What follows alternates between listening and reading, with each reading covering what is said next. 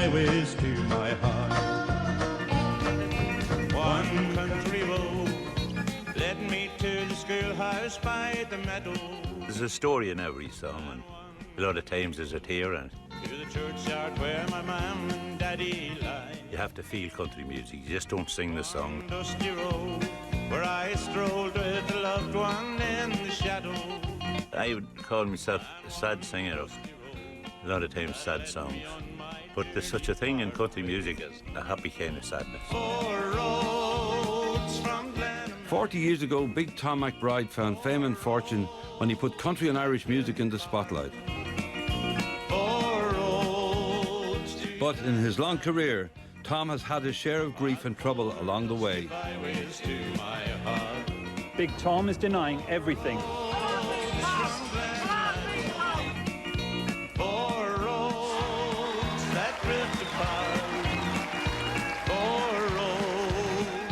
His loyal fans never deserted the man who brought them Gentle Mother.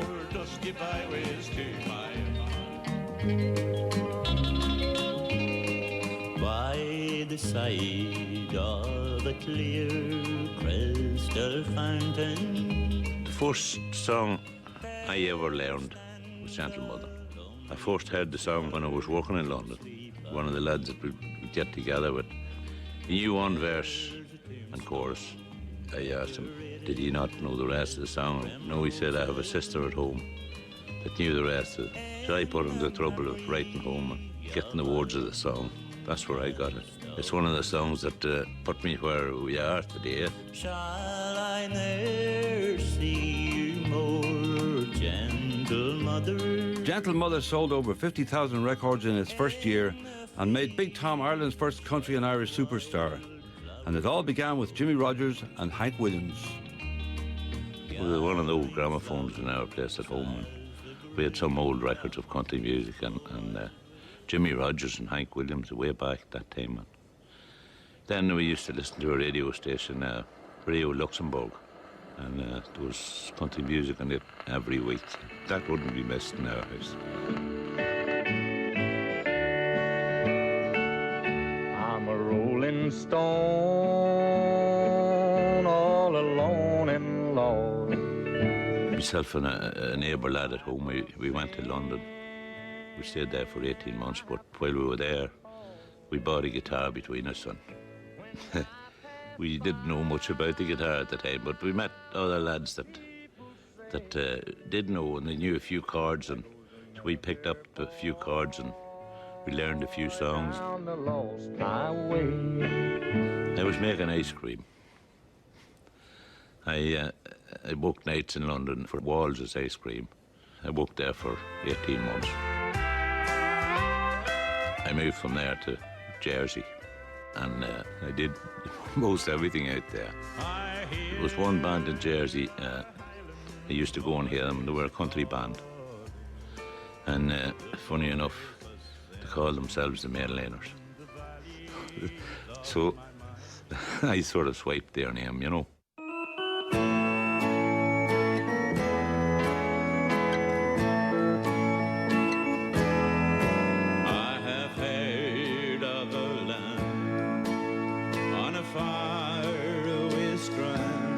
A telegram under the door of his digs in London changed the course of Tom's life dramatically when a family tragedy brought him back home to Ireland. I had a younger brother at home, and he was sort of looking after the farm at home, small farm we had at home.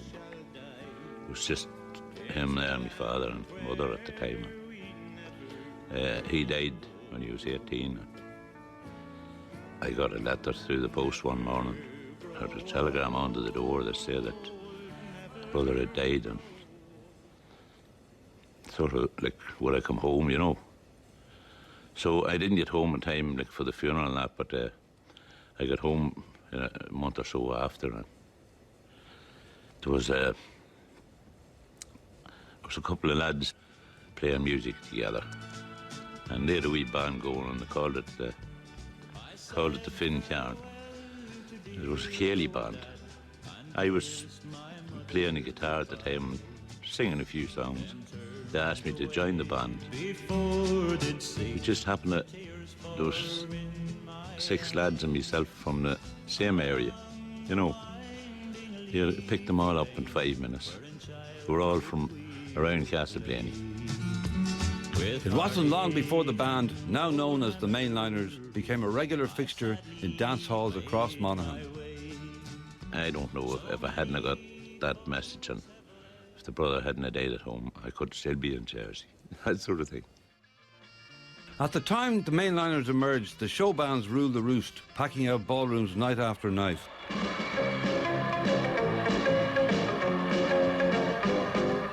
But ironically, in the midst of this newfound explosion of pop music, the seeds of country and Irish were sown at these hugely popular shows.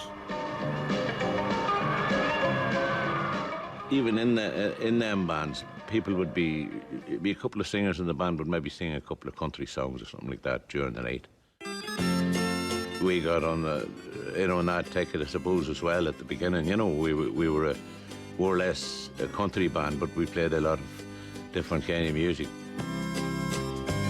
Around 15 miles from the town of Cold Red. It's part of Irish culture, I suppose, you know. It's all finished with now that era, like for the lined up each side of the hall. You made the race for it. If you didn't get the one you wanted, you'd have to pretend you wanted the one you got.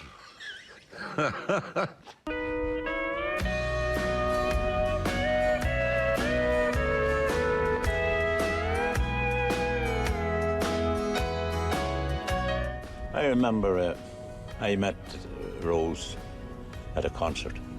She was with another girl, and I got in touch with the other girl a few days later, and I asked her would she or could she fix me up with Rose. Well, a girl like you can sure light up a room. So that was the first steps I took, myself and Rose, and it worked out. She must have had her eye on me as well as I had my eye on her. Rose wasn't the only good thing to happen to Tom. An invitation to appear on RTE television catapulted him from local hero to national star. We got a spot on the show band show in RTE, and I sang Gentle Mother on that show. Ginger Morgan, he had written a song at the time, a song called I'm Thinking of You. It was more of a pop song, but the people that were coming to see us and listening to us, they preferred Gentle Mother, and then I became lead singer. I didn't like it now for a long, long time. I used to be nervous, I'm very nervous going out on stage and that, you know. He wasn't long in overcoming his nervousness, and soon Big Tom was attracting attention from all quarters. Big Tom McBride, you're very welcome to Castleblaney, Tom. Flowers grow. He's a native of the town, I suppose, and they all know him, and proud of the name he has made over the country, I suppose. How do you deal with being a superstar now? Well, I'm stuck here. They come from Cork and everywhere to touch his coat. You think he was God Almighty? It doesn't really affect me. I get embarrassed at other times because, no matter where you go, like you'll always hear people saying, there's Big Tom. Oh, they're very fond of him, so they're all clamour to whatever house he's in. It's nice to hear it, all right. But you're shy of it. I probably am, yeah. But I thought it was fantastic from the word go. I really did. My arms are that to you.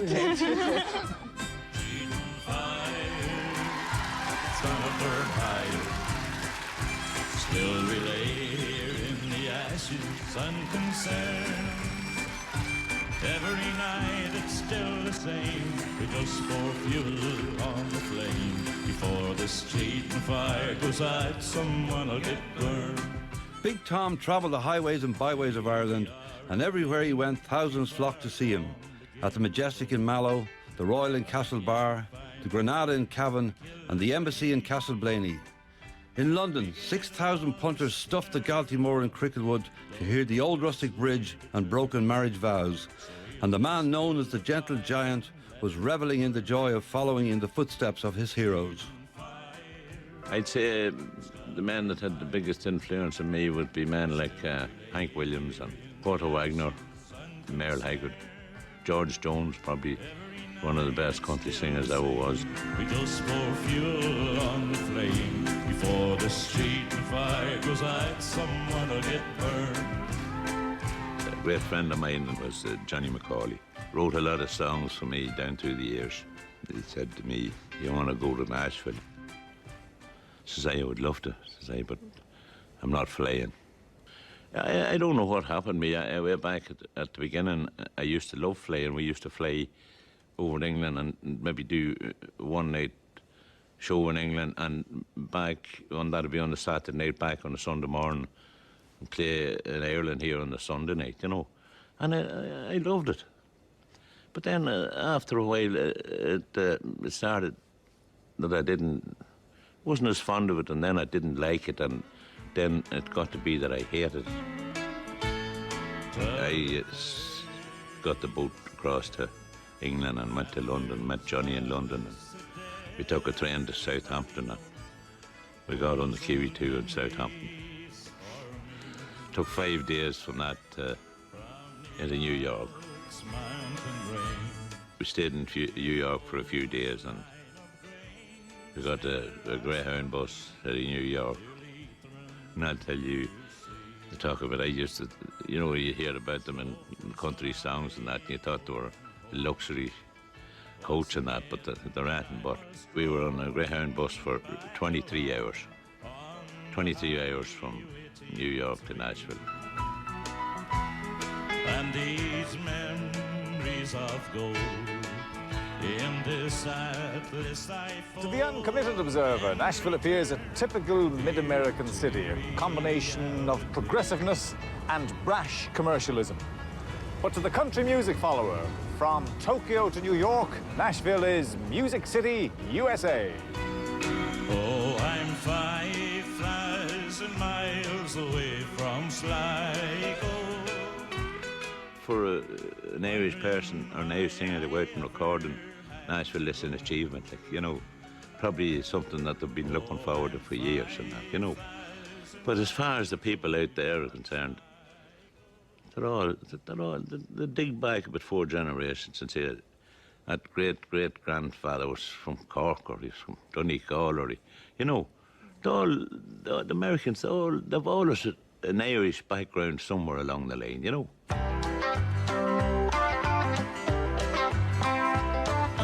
Mr. Liquor Maker, your bottle bears your picture and your name. It was the first Irish album that was original and it was recorded there. But Tom found out it really is a long way from Castleblaney, County Monaghan to Nashville, Tennessee. It was different.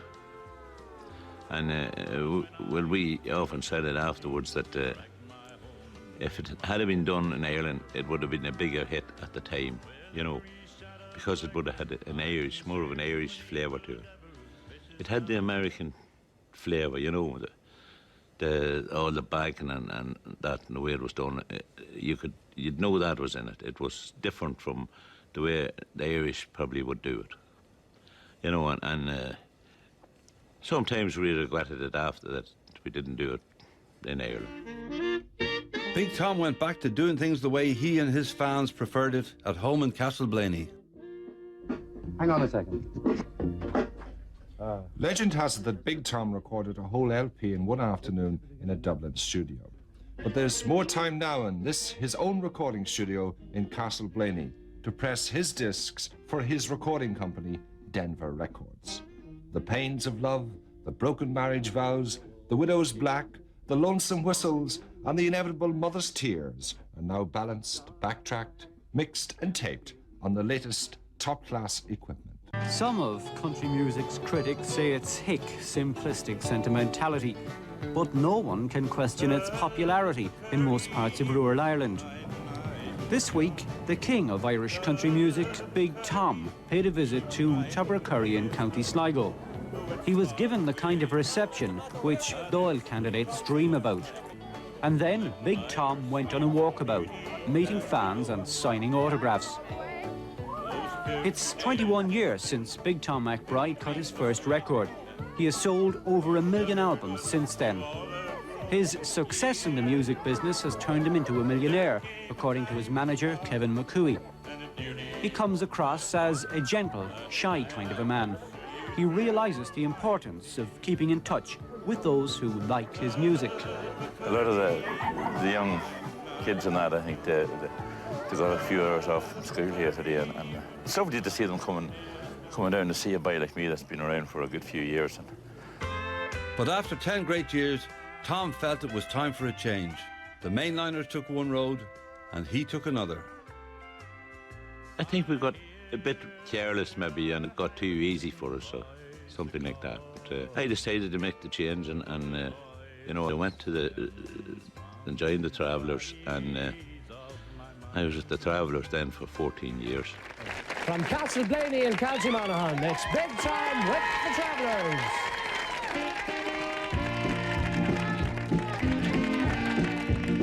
You just can't stand to see me happy. He's been around in Irish show business since as long as I can remember. Would you welcome, please, Big Tom.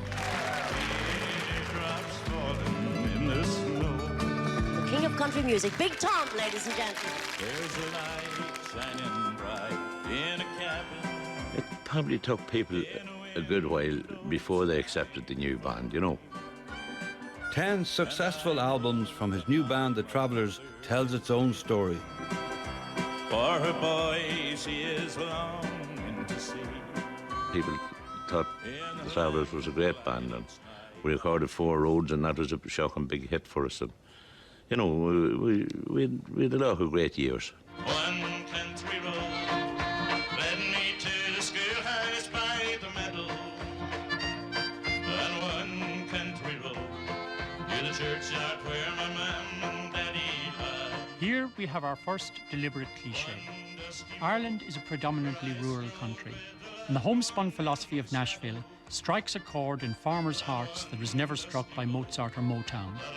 The identification is immediate, but the secret language is there as well. Country and Western music manages to combine the earthy realities of family life with quasi-religious parables of sin, redemption, and all-forgiving love. Life is a vale of tears, home is heaven is home, and Big Tom McBride has sold 1 million records.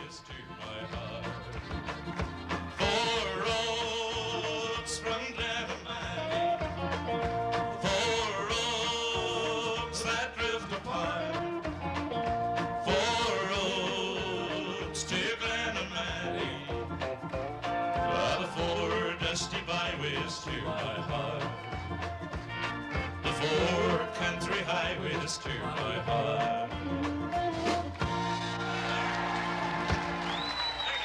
Mrs. Geraldine Shields of Crossmaglen and her husband Larry were suing Big Tom for damages. In 1992, Tom came up against the perils of being in the public eye and experienced the downside of fame. It was a difficult time for the McBride family when false sexual allegations were made against him in the full glare of the media spotlight. They said he'd been harassing them and claiming that their daughter Emma was his child. Mrs. Shields, who's 37, claimed Big Tom had started a sexual relationship with her when she was 14, and that it only ended 10 years later because she became pregnant. She said Big Tom paid for her to have an abortion. The case fell apart when the Shields accepted the allegations were false and without foundation. They unreservedly apologised to Big Tom and his family. Well, I feel relieved that this is all over and we can get on with our lives again. Rose, what's it meant to you these last few weeks? A nightmare. Just a nightmare. Delighted it's over. It was a difficult time, there's no doubt about it, but like I know that I had the support of the people all over the country because the postman had a busy time around that time, calling with well wishes and, you know, mass bouquet, it was unbelievable. You know, the goodness that's in people is unbelievable. It's there, and you know, When people are in trouble and that's when you see them.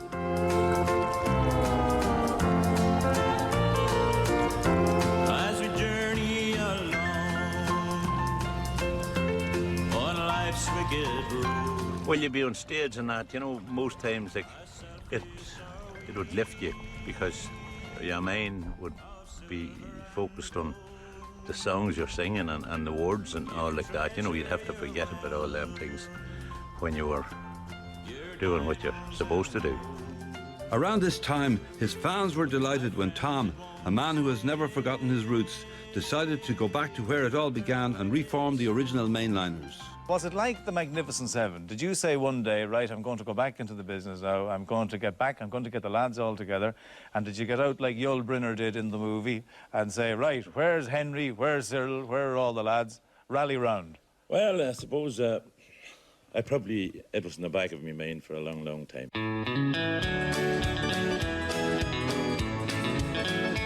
Take me back where the grass grows the greenest. You're nervous and not going on stage, like surely you're not, you know, butterflies and all, but when you're on stage and it's going, sure, it was like the old days back again, The heart of me. People ask me where I come. People of Orem are in no doubt where Big Tom comes from, Please welcome on stage Big Tom McBride. or where he belongs. After 40 years in the business, they came in their droves to pay tribute to the local legend and recognise his contribution to Irish country music. At the site of his first ever gig, they gathered to honour him. I can still see him coming out with the black suit, and the mainliners, they were always known as the band with the magic beat for dancing. We came all the way from New Ross in County Wexford. Today we made the journey up to see him. I guess fabulous. That's how much we love Big Tom. We've got a photograph taken at Elvis Presley's gate down at Graceland, and I've lived my dream tonight. I've got a photograph taken with the King outside his gates in Orem. Star of our show, Big Tom. This came about late last year. The two people that was responsible for it, when I heard it, I swore I'd kill them. I just don't know why such a thing would be erected about me, because... You're the man.